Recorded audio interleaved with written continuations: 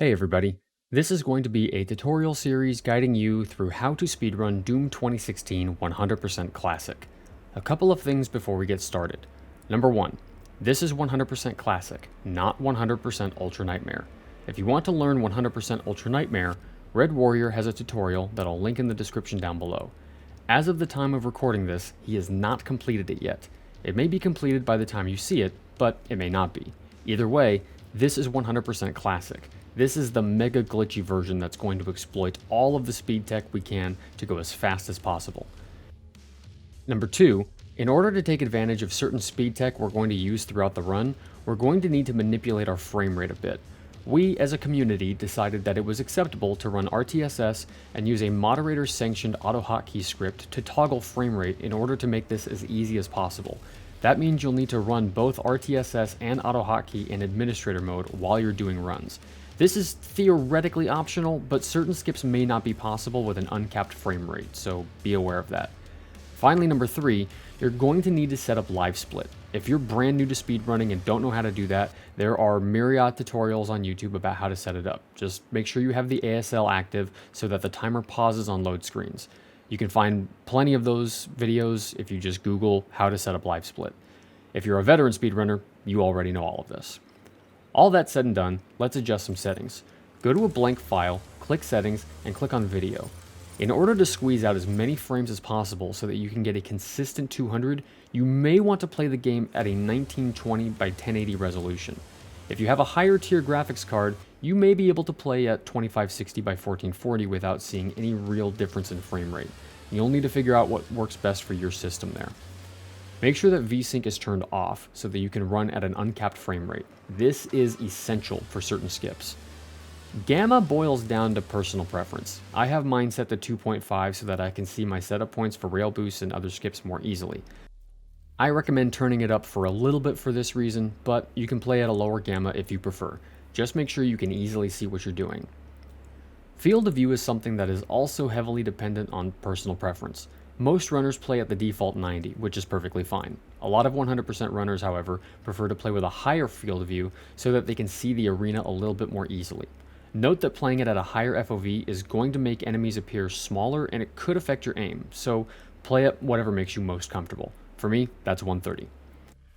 These other settings are functionally irrelevant to the speedrun, though if you find yourself struggling to get 200 frames per second, you might want to make sure motion blur, chromatic aberration, and anti-aliasing are all turned off. Going down to advanced, your rendering API is going to be set to OpenGL by default. You're likely going to want to set this to Vulkan. OpenGL is very poorly optimized for this game, and you will very likely get a much lower frame rate rendering with it. Vulkan will get you more frames. Note that changing this will cause your game to restart. It's also recommended that you get your quality options to low, and you turn off these quality options near the bottom in order to eke out as many frames as possible. Otherwise, other graphics settings are completely optional here. It's also recommended to set performance metrics display to low so that you can see your frame rate throughout the run. Again, not required, but recommended. Under mouse and keyboard, it's recommended that you turn Razor Chroma off as it has a tendency to make the game do weird things. Click key bindings. If you've already run the game extensively in other categories, you may already have keybinds that suit your needs, but if you haven't run a combat-heavy category yet, you may want to garner some advice here. I don't recommend that you just copy my keybinds exactly and boot into the game. You need to find key bindings that suit your needs best. I made a video about this previously that goes into more detail than I'm going to here, so I'll link that down below. Regardless, whether you play on the default WASD or some other set of movement keys like ESDF, YGHJ, or something else, you're going to want to bind jump to both spacebar or some other key on your keyboard, as well as to one of the two scroll directions. I have it set to scroll down as a personal preference. You can set it to scroll up if you want. This run will be utilizing scroll jumping quite a lot, so you need to get comfortable with it. I also recommend having walk bound to a button that will be easily accessible. It's bound to left shift by default, but I put it on my mouse. I used the G502 and rebound the two DPI shift buttons and the sniper button to numpads 7, 8, and 9 since I wouldn't really use those keys otherwise. I also bound walk to right shift for one specific skip where I actually take my hand completely off the mouse. Interact, or use, can be bound to a key or mouse button, whichever you prefer. I bound it to scroll up so that I can use scroll as I approach an interactable and don't have to worry about mashing the interact key. If you want to take advantage of extendo grabbing, another glitch we do in the run, you will want to bind weapon mod to scroll up or down, whichever isn't bound to jump. There's only one place in the run that I utilize extendo grabbing, and so for that, I use another mouse with a scroll up bound to weapon mod. This is allowed as long as you're not binding two inputs to one key. If you do that, your run will be invalid and rejected.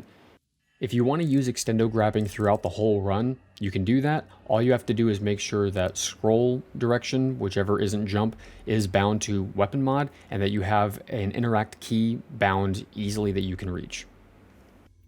Aside from that, all other keys are personal preference. However, you will probably not want to have them set to default. Since this is such a combat heavy run, you're going to want to have easy access to your weapon keys so that you can quick swap between them easily. It would be very hard to easily reach 5, 6, 7, and 8 with your fingers on WASD. Even though your keybind configuration is completely up to you, I'll give you some suggestions if you don't already have a schema set up in place.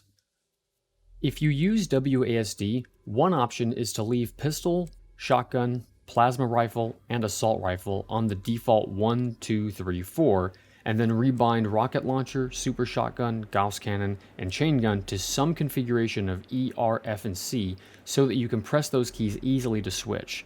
If you're on ESDF, you can do what I do currently, which is bind all of the weapons in default order to Z, A, Q, W, R, T, G, V.